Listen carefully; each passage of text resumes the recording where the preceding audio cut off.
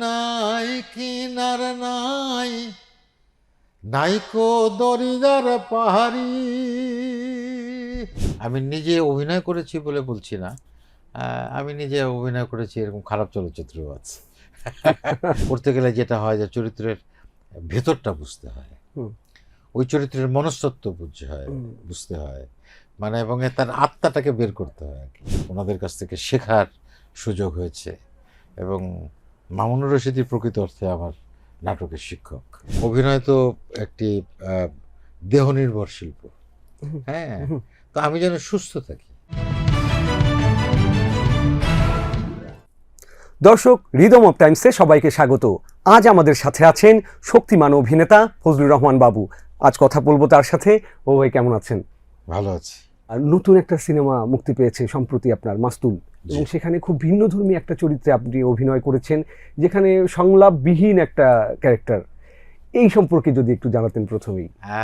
এই চলচ্চিত্রটির নাম হচ্ছে মাস্তুল, মোহাম্মদ নুরুজ্জামানের ছবি। জাহাজ মানে লাইটার জাহাজের কিছু মানুষের গল্প, যারা জলে ভেসে ভেসে বেড়ায় আর কি, নদীতে ভেসে ভেসে বেড়ায়, সেই কিছু মানুষের গল্প আর কি। একটা জাহাজে যেমন অনেকগুলো মানুষ থাকে যারা কাজ করে, যেমন মাস্টার থাকে, সুকানি থাকে, লস্কর থাকে, ইঞ্জিনম্যান থাকে, এরকম অনেক। যেমন আমার চরিত্রটি হচ্ছে বাবুর্চি। ওই জাহাজে যে 10-15 জন যে স্টাফ আছে তাদের রান্না বান্না করে আর কি। এবং এই চরিত্রটির ভিতরে এক ধরনের একটা মাদারলি ব্যাপার আছে। তো এই মকবুল আসলে কথা বলার প্রয়োজন বোধ করে না, আসলে সে যে বোবা তা না, আসলে যে প্রয়োজন বোধ করে, তার প্রতি অনেক অন্যায় হয়, এই জন্য যে সে কথা বলে না বিষয়টা তা না, তার মধ্যে একটা নিয়ন্ত্রণ আছে, এবং তারপরে সে সবার শুভাকাঙ্ক্ষী। আমরা চলচ্চিত্রের ভেতরে দেখি যে প্রথমেই দেখি, শুরুই হয় এখান থেকে, যে এই মকবুল নদীতে পয়সা ফেলছে। এই পয়সা ফেলার একটা সংস্কার আমাদের এই উপমহাদেশে তো আছে, সারা পৃথিবীতেই নানান জায়গায় আছে, তবে আমাদের এই উপমহাদেশে আছে কিন্তু এটা।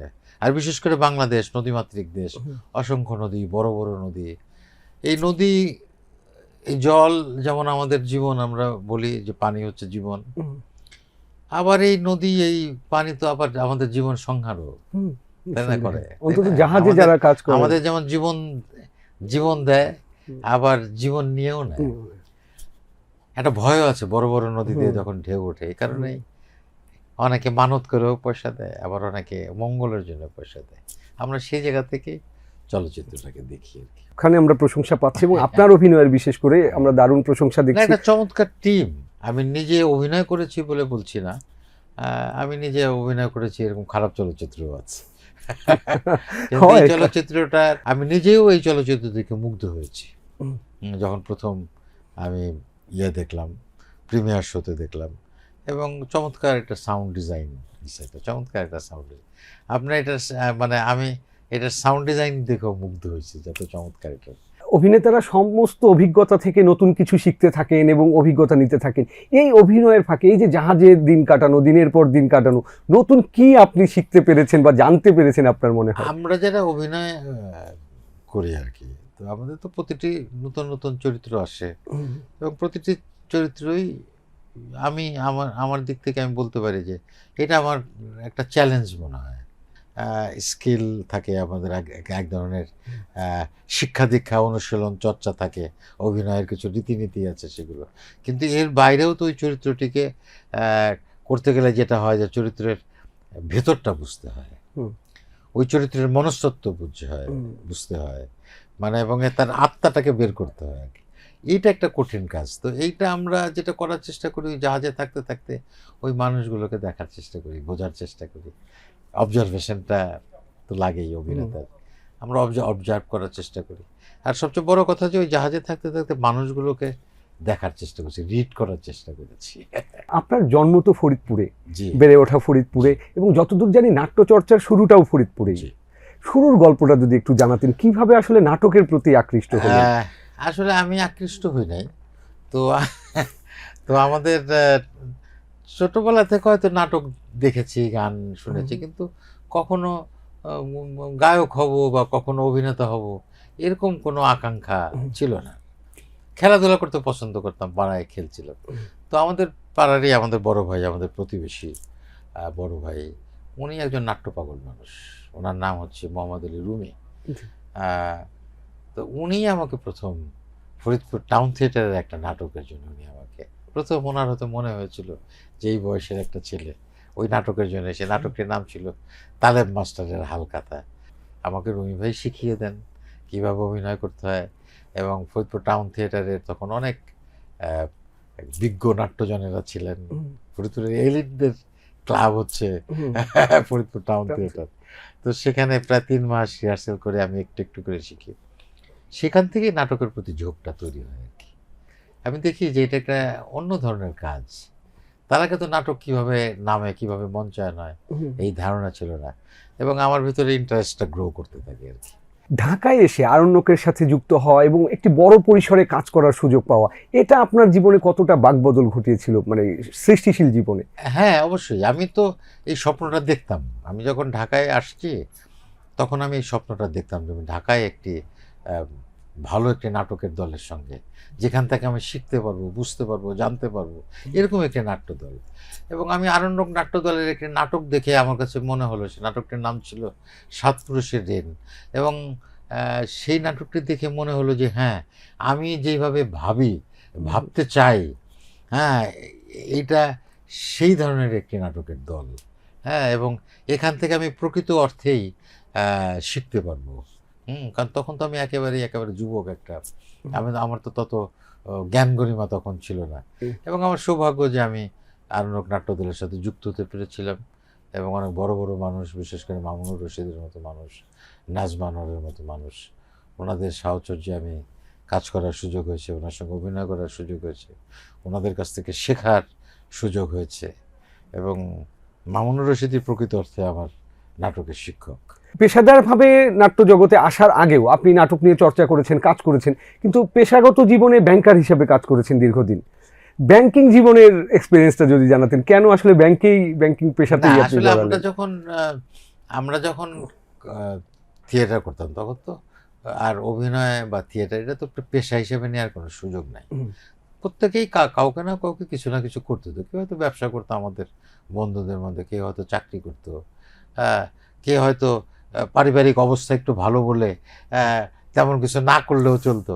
কিন্তু আমাকে তো অবশ্যই একটা চাকরি করতে হয়েছে, কারণ আমার তো ওই রকম অর্থনৈতিকভাবে ওরকম খুব সচ্ছল আমি সেটা বলা যাবে না যে আমি ঢাকা শহরে, আমার বাড়ি ফরিদপুর, আমি বাড়ি থেকে টাকা এনে তারপরে ঢাকা শহরে এসে থিয়েটার করব, সে অবস্থাটা তো ছিল না। তো আমার এটাও একটা সৌভাগ্য যে আমি একটি চাকরি পেয়েছিলাম এবং আমি ঢাকা শহরে আমার পোস্টিং হয়েছিল, যার ফলে আমি থিয়েটারটা করতে পেরেছি। কিন্তু আমার উদ্দেশ্য ছিল, হ্যাঁ, যে আমি চাকরি করি ঠিকই, কিন্তু আমার মূল কাজটি হবে থিয়েটার করা। আমি আসলে নাটকটি করতে চাই। এবং আমি তখন থেকেই, যেদিন থেকে আমি ব্যাংকে চাকরি করেছি সেদিন থেকেই স্বপ্ন দেখা শুরু করেছি যে আমি কবে আমি এই অভিনয়টাকে বা থিয়েটারকে, হ্যাঁ, আমি পেশা হিসেবে নিতে পারব। তো এখন পর্যন্ত দুর্ভাগ্য হলেও সত্য যে থিয়েটারটাকে পেশা হিসেবে নেওয়ার মতো অবস্থা এখনও তৈরি হয়নি। তবে যারা অভিনয় করেন, অভিনেতারা যেহেতু নানান মাধ্যমে কাজ করেন, সেখানে কারো কারো সুযোগ হয়েছে। তবে যারা অভিনয়টাকে পেশা হিসেবে নিতে পেরেছে, বিশেষ করে নাটকের মানুষ, চলচ্চিত্রে যারা কাজ করতেন তারা অনেকেই সেটাই পেশা ছিল। কিন্তু আমরা যারা থিয়েটার করি বা টেলিভিশনে কাজ করি, তাদের মধ্যে প্রথম দিককার মানুষ বলতে পারে না আমাকে যে আমি অন্য কাজ ছেড়ে দিয়ে আমি অভিনয়কে পেশা হিসেবে নিতে পেরেছি। সাহসটা পেলেন কিভাবে যে একটা চাকরি ছেড়ে, ব্যাংকিং এর চাকরি ছেড়ে আসলে সৃষ্টিশীল কাজ নিয়ে বা অভিনয় নিয়ে পুরোপুরি নিমগ্ন হবেন? এই সাহসটা পেয়েছিলেন কিভাবে? আমার বিশ্বাস ছিল তখন টেলিভিশনে বেশ কিছু নতুন নতুন চ্যানেল হয়েছে, কাজের সংখ্যা বেড়েছে এবং প্রচুর ডিরেক্টররা আমাকে ডাকছে, হ্যাঁ, আমার খোঁজ খবর নিচ্ছে, আমার অভিনয় প্রশংসিত হচ্ছে, হ্যাঁ, এবং এক কথায় বলা যায় যে আমার ডিমান্ড বাড়ছে। তো সেই জায়গা থেকে আমার একটা আত্মবিশ্বাস ছিল। আর দ্বিতীয়টা হচ্ছে যে আমার জীবনযাপনে খুব বেশি আড়ম্বর নাই। আমি মনে করেছি যে আমি যতটুক স্কিলড হয়েছি অভিনয়ের জন্য। এইটুক করে আমি অন্তত সাধারণভাবে জীবনযাপন করতে পারবো। আমার তো অত আড়ম্বরপূর্ণ জীবন না, আমার তো অনেক কিছু লাগে না। হুম, হুম। তো সেই দিক থেকে সেটাও একটা বড় সাহসের জায়গা যে আমার জীবনযাপন অনেকটা সহজ সরল জীবনযাপন ছিল। সেই কারণে আমি পেরেছি যে আমার যদি অনেক খরচে হাত থাকতো হুম, তাহলে আমি হয়তো এটা পারতাম না। তবে আমি সবসময় একটা জিনিস একটা প্রার্থনা করেছি, যেহেতু যে আহ, অভিনয় তো একটি আহ, দেহনির্ভর শিল্প। হুম, হ্যাঁ, হুম, তো আমি যেন সুস্থ থাকি, আমার জন্য কোনো দুর্ঘটনার শিকার যেন আমি না হই। একটা মানুষ অসুস্থ হয়ে যেতে পারে, হুম, হুম। একটা দুর্ঘটনার শিকার হতে পারে, সেই জায়গায় যেন আমি না হই। আমি শুধু সেই বিষয়ের জায়গাটাতে সতর্ক ছিলাম। আপনি ৬ বার জাতীয় চলচ্চিত্র পুরস্কার পেয়েছেন এবং এই যে বিশাল সম্মাননা আরো অনেক পুরস্কার পেয়েছেন এবং সবচেয়ে বেশি পেয়েছেন দর্শকের ভালোবাসা, মানুষের ভালোবাসা। আসলে টিম ওয়ার্ক না হলে হয় না। ধরেন যে এইটা খেলাধুলার মতোই। হুম, আপনি আমাকে বলটা দিবেন, আমি বলটা রিসিভ করব। আমি আপনাকে দেব, আপনি বলটা রিসিভ করবেন। এখন আপনি আমাকে দিলেন, আমি রিসিভ করলাম না, বা আমি দিলাম আপনি রিসিভ করতে পারলেন না, তাহলে খেলাটা জমবে না আসলে। তো এটা একটা টিম ওয়ার্ক আমি মনে করি। আবার আমি আপনাকে ছাপিয়ে অনেক ভালো করতে চাইলাম, হুম, তাহলে হবে না। একটা সিচুয়েশনের মধ্যে কতগুলো অ্যাক্টর, অ্যাক্ট্রেস একটা অ্যাটমসফিয়ার তৈরি করে, সেখানে সবারই একটা ভূমিকা থাকে। তারপরেও দর্শক কাউকে একটু বেশি গ্রহণ করে, কাউকে একটু কম গ্রহণ করে, সেটা অন্য ব্যাপার। কিন্তু আমি একেবারে ওইভাবে ভাবি না। এটা এটা আমরা আমরা শিখেছি যে কীভাবে টিম ওয়ার্কটা করতে হয়। আপনি তো গান করতেন দীর্ঘদিন, আমরা জানি, হয়তো নিজের জন্য গাইতেন বা ভালোবাসার জায়গা থেকে গাইতেন। মনপুরার একটা গান আপনার মানে সঙ্গীত শিল্পী ক্যারিয়ারকেও বিকশিত করলো এবং সারা বাংলাদেশ আপনাকে গায়ক হিসেবে চিনল। এই অভিজ্ঞতা কেমন ছিল? আসলে গান আমি ভালোবাসতাম, খুব পছন্দ করতাম, সবসময় গুনগুন করে গান গাইতাম। আড্ডায় আমি প্রচুর গান, বন্ধুদের সাথে আড্ডায় আমাকে সবাই আমাকে গান গাইতে বলতো এবং প্রচুর গান করতাম। কিন্তু আমি গায়ক ছিলাম না। হুম, আর ওইভাবে যে প্রথাগত যে শিক্ষা গানের, সেই শিক্ষাটাও আমার ওইভাবে ছিল না। গলাটা হয়তো একটু ও পছন্দ করতো লোকজন, হয়তো একটু সুরেলা ছিল আর কি, হুম, সেই জন্য সবাই পছন্দ করতো। কিন্তু আমি গানের যতটুকু শিখেছি সেইটা একেবারে প্রাথমিক, খুবই প্রাথমিক জায়গাটা শিখেছি। আহ, সেটা শিখেছি মূলত অভিনয় করার জন্য। হ্যাঁ, কারণ অভিনয়ের জন্য একটু গানের চর্চাটা লাগে। হুম, প্রথমত হচ্ছে সংলাপ বলার জন্য তো গানের একটা চর্চিত গলা থাকতেই হয়। আর দ্বিতীয় কথা হচ্ছে যে আমরা যারা থিয়েটার করি, আমাদের থিয়েটারে অনেক গানের ব্যবহার থাকে। তো সেই জায়গাটায় যদি আমি প্রপারলি গানটা, যে যে সমস্ত জায়গায় গানের ব্যবহার হচ্ছে, সেই গানটা প্রপারলি করতে না পারলে আমি যে চরিত্রে অভিনয় করব সেই চরিত্রটি দাঁড়াবে না, বিশ্বাসযোগ্য হবে না। তো সেই কারণে আমাদের এটা শিখতে আমি শিখেছি, নিজের গরজেই শিখেছি বলা যায়। তো গিয়াসউদ্দিন সেলিম, তো তার সঙ্গে অনেক নাটকে অভিনয় করেছি, ও আমাদের সঙ্গে জানে এবং সে আমার থিয়েটারও দেখেছে। হুম, যেমন আমার একটি নাটক ছিল জয় জয়ন্তী, আরণ্যক হুম, হুম, নাট্যদলের। সেখানে আমি একটি কীর্তনিয়ার চরিত্রে অভিনয় করেছিলাম। সেখানে আমার কিছু গানের ব্যবহার ছিল এবং দর্শক ভীষণভাবে আমাকে সেই ক্যারেক্টারটি নিয়েছিল, কি নাটকটিও নিয়েছিল ক্যারেক্টার। তো সেই জায়গা থেকেই গিয়াসউদ্দিন সেলিম হয়তো মনে করেছে যে আমাকে দিয়ে গান করাবে। এটা তার জন্য একটা চ্যালেঞ্জ ছিল, গিয়াসউদ্দিন সেলিমের জন্য, আমার জন্য একটা চ্যালেঞ্জ। তো সেই চ্যালেঞ্জে আমরা অতিক্রম করতে পেরেছি। দর্শক ভীষণভাবে এই গানটি গ্রহণ করেছে। একটা না, দুটো গানই করেছে এবং হুম, সবগুলো গান করেছে। হুম, মনপুরার সবগুলো গানই দর্শক ভীষণভাবে গ্রহণ করেছে এবং এর পেছনে এই গানগুলোর যে সঙ্গীত আয়োজন করেছিল, যে ডিরেক্টর ছিল, যে মিউজিক ডিরেক্টর অর্ণব, অর্ণব ছিলেন। তারও একটা বড় অবদান আছে। না, অবশ্যই পুরো টিম ওয়ার্ক, আর গানের হ্যাঁ, ক্ষেত্রে আসলেই পুরোটাই টিম ওয়ার্ক। হ্যাঁ, কারণ গীতিকার, সুরকার এবং শিল্পী এবং সঙ্গীত পরিচালকের যে সমন্বয়, সেখান থেকেই আসলে কালজয়ী গান তৈরি হয় এবং এই গানটি আসলেই এখনো মানুষের মনে মনে এবং হ্যাঁ। দীর্ঘকাল থেকে যাবে আমাদের বিশ্বাস। এই মুহূর্তে ওটিটির যে আগমন এবং সিনেমা সবকিছু মিলে আসার জায়গা কতটা দেখছেন? আসার জায়গা আছে। আহ, সিনেমাতে আমি অনেক আশাবাদী। যে আমাদের সিনেমা, প্রথম কথাটা হচ্ছে যে আমাদের সিনেমা ঘুরে দাঁড়ানো শুরু করেছে। আমরা দশকের পর দশক আমাদের যে চলচ্চিত্রের যে তৈরি দর্শক ছিল, সেই দর্শক আমরা হারিয়ে ফেলেছিলাম আমাদের নিজেদের দোষে। তারপরে সিনেমায় একটা নতুন একটা ওয়েভ শুরু হয়েছে কিন্তু আমাদের সিনেমায়, যদিও সেটা খুব বেশি না সংখ্যায়। এখনও এটা এই অকেশন বেইজ আছে আর কি, যে ঈদের সময় আমাদের কিছু ছবি আসে, আর অন্য সময় হঠাৎ হঠাৎ দুই একটা ছবি, যেমন এই যে এখন হয়তো একটা ছবি আসছে। কিন্তু আমি আশাবাদী যে আমরা আস্তে আস্তে একটু একটু করে, যেহেতু দর্শক সিনেমা হলে যাওয়া শুরু করেছে, সুতরাং আমি আশাবাদী যে আমাদের সিনেমা নিশ্চয়ই একটা ভালো জায়গায় যাবে। আর ওটিটির কথা, যেটা ওটিটি আমরা কিন্তু 3-4 বছর আগে আমরা কিন্তু খুব আশাবাদী হয়ে গিয়েছিলাম, বিশেষ করে করোনার পর আমরা খুব আশাবাদী হচ্ছিলাম এবং অনেক কাজ হচ্ছিল। তো সেই জায়গা থেকে যতটা দ্রুততার সাথে আমরা দেখেছিলাম যে অনেক ভালো ভালো চমৎকার কাজ হচ্ছে, সেই জায়গাটা একটু স্লো হয়ে গেছে। এটা বাজেট টাজেট সব কিছু মিলিয়ে, মানুষের অস্থিরতা, রাজনৈতিক বাস্তবতা, সামাজিক বাস্তবতা, একটা মানুষ যদি মানসিকভাবে খুব বেশি সুস্থ না থাকে, স্থির না থাকে, তাহলে তো সে আসলে ওটিটিতেও একটা কাজ দেখবে না, হ্যাঁ, বা ইয়ে করবে না। তো সেই জায়গায় এক ধরনের সামাজিক অস্থিরতা, রাজনৈতিক অস্থিরতা আছে। তো এইগুলো যখন ঠিকঠাক হয়ে যাবে, আমার কাছে মনে হয় যে আমাদের ওটিটি একটা ভালো জায়গায় দাঁড়াবে। অনেক ধরনের ক্যারেক্টারে আপনি অভিনয় করেছেন, এখনই কি কোনো ক্যারেক্টার মনে হয় যে এই ধরনের একটা ক্যারেক্টার করতে চাই বা ইচ্ছা আছে, বা ড্রিম কোনো ক্যারেক্টার? হ্যাঁ, সেটা আছে। তবে আমাদের অভিনেতাদের সীমাবদ্ধতার জায়গা হচ্ছে যে আসলে আমার জন্য কি চরিত্র অপেক্ষা করছে আমি তো জানি না। কারণ একজন অভিনেতা তো স্ক্রিপ্ট রাইটার না। এটা একটা ব্যাপার। আ তো সেদিক থেকে আমার এই জায়গায় আমি অজ্ঞাত, যে আমি জানি না যে আমার জন্য কি চরিত্র অপেক্ষা করছে। তবে হ্যাঁ, যেই চরিত্রগুলোর কথা আমি জানি, যেমন আমাদের যে নাট্য সাহিত্যে, সারা বিশ্বের নাট্য সাহিত্যে যে ক্লাসিক চরিত্রগুলো আছে, হ্যাঁ, সেটা হয়তো রবীন্দ্রনাথের লেখা নাটক আছে, সফোক্লিসের নাটক আছে, শেক্সপিয়ারের নাটক আছে, হ্যাঁ। তো এই সমস্ত জায়গায় অনেক ক্লাসিক চরিত্র আছে, লাইক হ্যামলেট, হ্যাঁ, ম্যাকবেথ, কিং লিয়ার।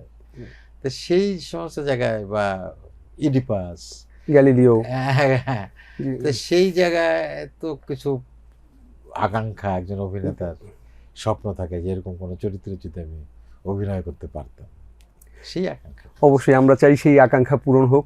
আমি আপনার সাথে কাজ করা কিছু সহকর্মী যারা কিংবদন্তি পর্যায়ের, যারা অনেকেই আমাদের মধ্যে নেই, তাদের সম্পর্কে 2 লাইনে যদি আপনি আমাদের কিছু জানান। আমি কয়েকজনের নাম বলবো, আপনি ছোট্ট করে যদি তাদের সম্পর্কে কিছু জানান।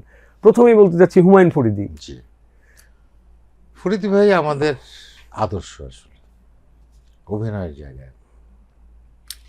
ফরিদী ভাই, মূলত ফরিদী ভাইকে আমরা পছন্দ করি, বাংলাদেশের আমরা যারা ফরিদী ভাইয়ের কাছাকাছি মানুষ ছিলাম, আমরা মূলত তাকে পছন্দ করেছি প্রথমত থিয়েটারে। ঢাকা থিয়েটারের সাথে উনি যুক্ত ছিলেন, এবং সেই কীর্তনখোলা থেকে শুরু করে ধূর্ত উই, আমরা অনেক চমৎকার অভিনয় দেখেছি স্টেজে তার। সেখান থেকে মূলত ভক্ত হয়েছি। তারপরে সেই 80-র দশকে ওনার ছোট ছোট অনেক, মানে ছোট বলতে একক কিছু নাটক ছিল, অসাধারণ অভিনয় করতেন উনি। ওনাকে সেই জায়গা থেকে আমরা আমরা আইডল মানতাম, যে একটা মানুষ মানে কতটা ক্ষমতাবান থাকলে এইরকম একটা ছোটোখাটো, বেশি হাইট না, দেখতে হতো, মানে আমরা যেভাবে হিরো কল্পনা করি সেরকম না, একটা মানুষ কতটা পপুলার হয়। রাইসুল ইসলাম আসাদ। আসাদ ভাইও আমাদের আদর্শ আসলে। আসাদ ভাইয়ের একটা বড় গুণের জায়গা, আমি আসাদ ভাইয়ের সাথে আমি অনেক নাটক অভিনয় করেছি।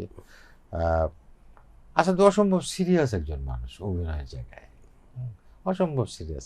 এবং উনি শুধু নিজে অভিনয় করতেন না, ওনার চারপাশে যারা যে অভিনেতা অভিনেত্রীরা আছে, তারাও ঠিকঠাক মতো অভিনয় করছে কিনা, উনি নিজে উপযাচক হয়ে তাদেরকে নানানভাবে সাহায্য সহযোগিতা করতেন। অসম্ভব হেল্পফুল একজন মানুষ। মামুনুর রশিদ। মামুন ভাই তো আমার ওস্তাদ, আমার শিক্ষক, হ্যাঁ।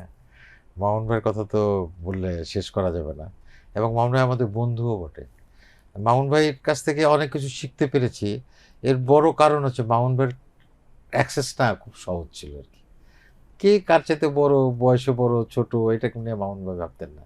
মামুন ভাই বন্ধুর মতো করে আড্ডা দিতেন, এবং রিহার্সেল রুমে তো বটেই, আরণ্যকের ইয়েতে মহড়া কক্ষে তো বটেই, এর বাইরেও আমি একেবারে যেখানেই মামুন ভাইয়ের সাথে হয়তো শুটিংয়ে গেছি বা কোনো জায়গায় কোনো প্রোগ্রামে গেছি, আমি মন্ত্রমুগ্ধের মতো মামুন ভাই যা বলতো আমি শুনতাম, এবং আমার শিক্ষাটা মূলত মামুন ভাইয়ের কাছ থেকে। ফেরদৌসী মজুমদার, ফেরদৌসী মজুমদার আমাদের একজন কিংবদন্তি তুল্য অভিনেত্রী, উনিও থিয়েটারের মানুষ। আপনি যাদের নাম বললেন সবাই থিয়েটারের মানুষ, আর থিয়েটারের মানুষ মানেই হচ্ছে আমাদের কাছে পূজনীয়, আমাদের শ্রদ্ধার। হ্যাঁ, আমরা ফেরদৌসী আপা এখনও আমাদের মধ্যে আছেন, তার সুস্বাস্থ্য কামনা করি। এবং উনি হয়তো এখন স্টেজে ওইভাবে দাঁড়াতে পারেন না, তারপরে উনি দাঁড়ান। হ্যাঁ, তো ওনার সুস্বাস্থ্য কামনা করি। জনাব আলী জাকের, তিনি আমাদের মধ্যে নেই, তার সাথে কোনো স্মৃতি বা তার সম্পর্কে আপনি কিভাবে দেখবেন? জাকের ভাই নাগরিক নাট্য সম্প্রদায়, ওনার নাটকও আমরা সেই 80-র দশকে অসাধারণ অসাধারণ নাটক, দেওয়ান গাজীর কিচ্ছা, তার পরবর্তীতে গ্যালিলিও, এরকম অসাধারণ অসাধারণ নাটক। তারপরে আপনার এই নুরুদ্দিনের সারা জীবন, অসাধারণ অসাধারণ ক্যারেক্টার দেখেছি। এবং এই কথা নির্দ্বিধায় বলা যায় যে এখন পর্যন্ত বাংলাদেশের স্টেজে মানে ওনার সমকক্ষ আমি আর কাউকে এখন পর্যন্ত আসলে পাইনি আর কি। হ্যাঁ, ওনার প্রতি শ্রদ্ধা, উনি আমাদের মাঝে নেই, ওনার প্রতি শ্রদ্ধা। আব্দুল্লাহ আল মামুন, মামুন ভাই তো অনেক গুণান্বিত একজন মানুষ। মামুন ভাই একাধারে একজন সংগঠক, তারপরে নাট্যকার, অভিনেতা, টেলিভিশনের প্রডিউসার, ফিল্মের পরিচালক। এবং আমার সৌভাগ্য হয়েছে যে মামুন ভাইয়ের সঙ্গে মামুন ভাইয়ের টেলিভিশনের নাটক, আমি তার পরিচালনায় নাটক হচ্ছে, সেই নাটকে অভিনয় করেছি। মামুন ভাইয়ের আমার প্রথম চলচ্চিত্রের অভিনয় কিন্তু আব্দুল্লাহ আল মামুনের বিহঙ্গ, এটা দিয়ে আমার প্রথম চলচ্চিত্র শুরু, ফুল লেন্থ ফিল্ম। তারপরে মামুন ভাইয়ের সাথে আমি অভিনয়ও করেছি অনেক নাটকে, অন্যদের নাটকে, যেমন আমজাদ ভাইয়ের নাটকে আমি মামুন ভাইয়ের সাথে অভিনয় করেছি। আর মামুন ভাই আমাকে অত্যন্ত স্নেহ করতেন, এবং মামুন ভাই টেলিভিশনে কাজ করতেন। একটা বড় স্মৃতি আছে আমার, সেটা যে আমি যখন অডিশন দিতে গেলাম, তো মামুন ভাই সেই বোর্ডের চেয়ারম্যান ছিলেন, তখন টেলিভিশনে অডিশন দিতে হতো। তো বোর্ডের চেয়ারম্যান ছিল, তো আমাকে তো কেউ তো ওইভাবে চিনে না, তো আমাকে বললেন যে কোনো দলে আমি কাজ করি কিনা। আমি বললাম আরণ্যক নাট্য দলে কাজ করি। তো অনেক প্রায় 8-10 জন প্রডিউসার, সিনিয়র প্রডিউসাররা ছিলেন। তো বললাম যে ঠিক আছে, আপনার অভিনেতা একটি নাটকের অভিনয় করেন। তো আমি একটা নাটকের, আমাদের সমতট একটি নাটক ছিল আরণ্যকের, সেই নাটকের একটা ক্যারেক্টার আমি করতাম, সেখানে একটু ছোট্ট করে একটা আমি অভিনয় করছি। তা মামুন ভাই হাসতে হাসতে খুব অবাক হয়ে বলছে, তুমি তাহলে ওই ক্যারেক্টারটা করো। কারণ মামুন ভাই তখন এটা ছিল যে টেলিভিশনের সব প্রডিউসাররা কিন্তু মঞ্চ নাটক দেখতেন, আর মামুন ভাই যেহেতু মঞ্চ নাটকের মানুষ, মামুন ভাই তো দেখতেনই। তাই হেসে দিয়ে বললেন যে তুমি তাহলে ওই ক্যারেক্টারটা করো, মানে ওই ক্যারেক্টারটা তার মনে আছে, কিন্তু আমি করি সেটা তো উনি বুঝতে পারেননি। তারপরে সে মানুষ হাসতে হাসতে বলতেছে এই আর ওরা কিছু জিজ্ঞেস করার দরকার নেই, যাও যাও যাও যাও তুমি যাও, ওরা আর কিছু জিজ্ঞেস করার দরকার, মানে মামুন ভাই আমাকে অসম্ভব পছন্দ করতেন। এবং একটা পর্যায়ে এমন ছিল যে মামুন ভাই কোনো নাটক আমাকে ছাড়া করতে চাইতেন না, মানে একটা না একটা ক্যারেক্টার আমার জন্য থাকতেই। এই সব কিংবদন্তি মানুষদের সাহচর্য পেয়েছেন এবং তাদের সাথে কাজ করার সুযোগ পেয়েছেন, এখন সেই পর্যায়ে আপনারা চলে এসেছেন, এবং আপনাদের পরের যারা প্রজন্ম তারা আপনাদের আদর্শ মানে, কিংবদন্তি মানে, কেমন লাগে এই অনুভূতিটা? এটা তো একটা পরম্পরা আসলে, হ্যাঁ, এটা তো একটা ধারাবাহিকতা আসলে। আর আপনি শিল্প সাহিত্যই বলেন, সভ্যতাই বলেন, যাই বলেন, এইটা আসলে একটা রিলে রেসের মতো আমার কাছে মনে হয়।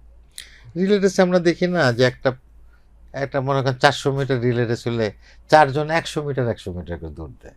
হ্যাঁ, তারপর লাঠিটা দেয়, পরের লোক আবার তারপরের 100 মিটার দৌড় দেয়, এইভাবে একটা জায়গায় গিয়ে শেষ করে। তা এইটা একটা রিলে রেসের মতো, কিন্তু শেষ নাই। তো এই যে আমার আগের প্রজন্ম যারা কাজ করছেন, আমরা তাদেরকে দেখে সেখান থেকে হয়তো শুরু করে আমরা হয়তো একটু আর একটু সামনের দিকে নিয়ে আসছি। আমাদের পরবর্তী প্রজন্ম যারা আছে, হ্যাঁ, তারা হয়তো আমাদের থেকে আরও বেটার জায়গায় যাবে, তারপরে আরও বেটার জায়গা, এইভাবে হয়তো আমরা সামনের দিকে যাব। এটা হচ্ছে একটা আদর্শ অবস্থা, তো সেটাই হওয়া উচিত আর কি। আবার উল্টোটাও হয়, আস্তে আস্তে পেছনের দিকেও যায়, ক্ষয়িষ্ণুতার দিকেও ক্ষয়িষ্ণুতার দিকেও যায়। কিন্তু আমরা আশা করব যে আমরা এই কাঠিটাকে নিয়ে আমরা সামনের দিকে যাব। জীবনের এই পর্যায়ে এসে জীবনকে কিভাবে দেখেন আপনি? কারণ নানান চড়াই উতরাই পেরিয়ে এসেছেন, নানান সৌভাগ্য আপনাকে ছুঁয়ে গেছে, কষ্ট যন্ত্রণাও ছুঁয়ে গেছে। এই পর্যায়ে এসে জীবন আপনার কাছে কি?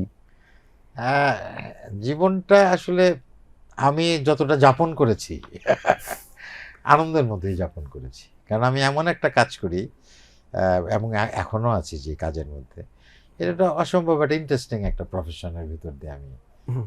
আমার জীবনের এই এতগুলো সময় পার করেছি, যে কত ক্যারেক্টার, কত জার্নি, হ্যাঁ, এক একটা ক্যারেক্টার মানে এক একটা জার্নি আর কি।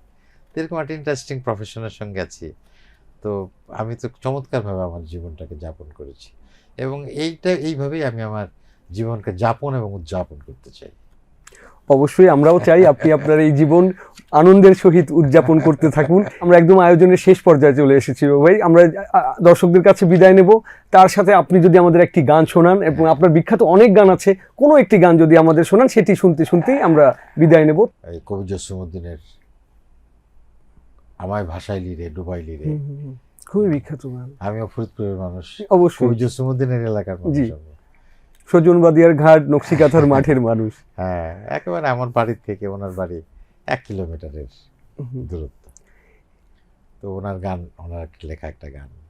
জি। কুল নাই কিনার নাই, নাইকো দরিদার পাহাড়ি, তুমি সাবধানে চালাই ওরে মাঝি, আমার ভাঙা তরি রে, অকুল দরিদার বুঝি কুল নাই রে, আমায় ভাসাইলি রে, আমায় ডুবাইলি রে, অকুল দরিদার বুঝি কুল